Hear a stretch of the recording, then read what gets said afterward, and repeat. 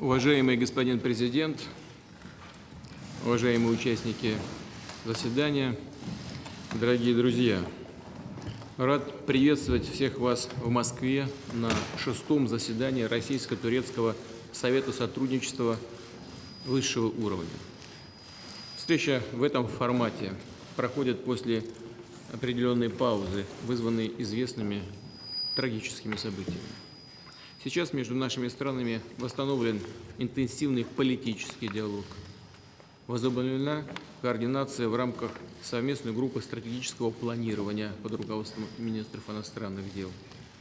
Вновь заработали смешанная межправкомиссия и форум общественности двух стран.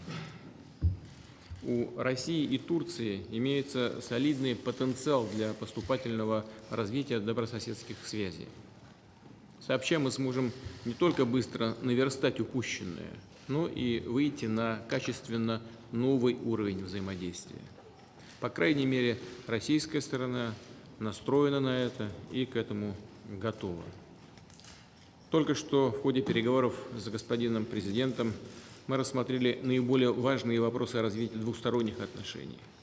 Высказались за укрепление российско-турецкого сотрудничества в духе продвинутого многопланового партнерства. Сейчас в широком составе с участием членов правительств, представителей деловых кругов, рассчитываю в столь же деловом и конструктивном ключе подробно обсудить конкретные направления взаимодействия, а также наметить ориентиры и задачи на перспективу по всей двусторонней повестке дня. Подчеркну, Турция входит в число основных внешнеэкономических партнеров России. В свою очередь, Россия для Турции – один из ключевых экспортных рынков.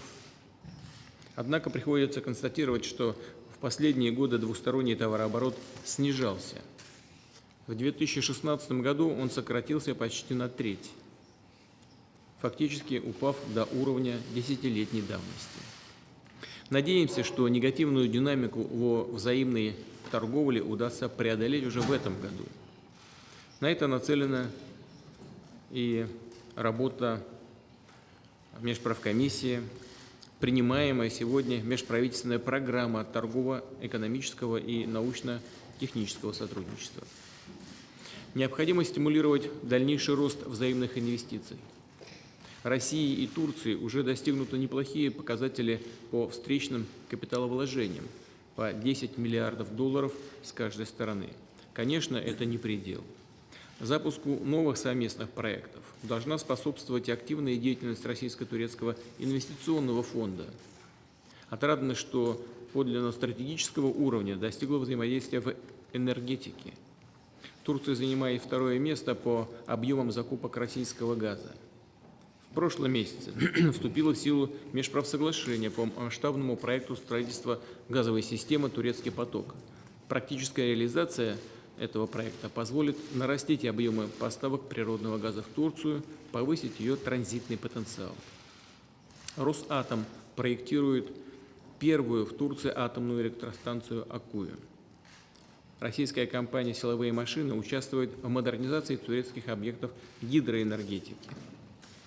Хорошие перспективы имеются для углубления промышленной кооперации в металлургической промышленности, автомобилестроении, производстве сельхозпродукции и сельхозтехники. Бизнес двух стран заинтересован в расширении сотрудничества в области инноваций, науки и технологий. Активизация двухсторонних экономических связей способствовала бы увеличению доли национальных валют во взаимных расчетах. Мы знаем, что господин президент это активно поддерживает.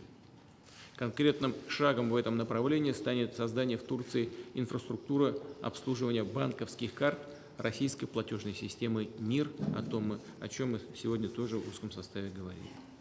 Особого внимания требует военно-техническое сотрудничество, контакты по линии правоохранительных органов и специальных служб, в том числе в области борьбы с терроризмом.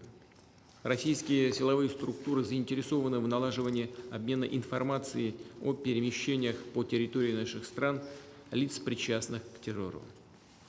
Хорошие возможности для дальнейшего развития имеют и гуманитарные связи.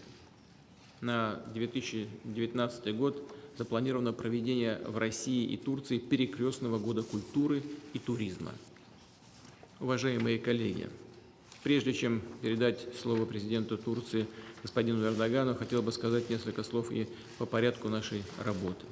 По традиции мы заслушаем доклады министров иностранных дел в качестве сопредседателей совместной группы стратегического планирования, а также руководителей межправкомиссий и форума общественности. Кроме того, в ходе заседания, а также затем во время официального завтрака могут выступить и другие главы министерств и ведомств. Очень рассчитываю на активную работу с обеих сторон. Благодарю вас за внимание.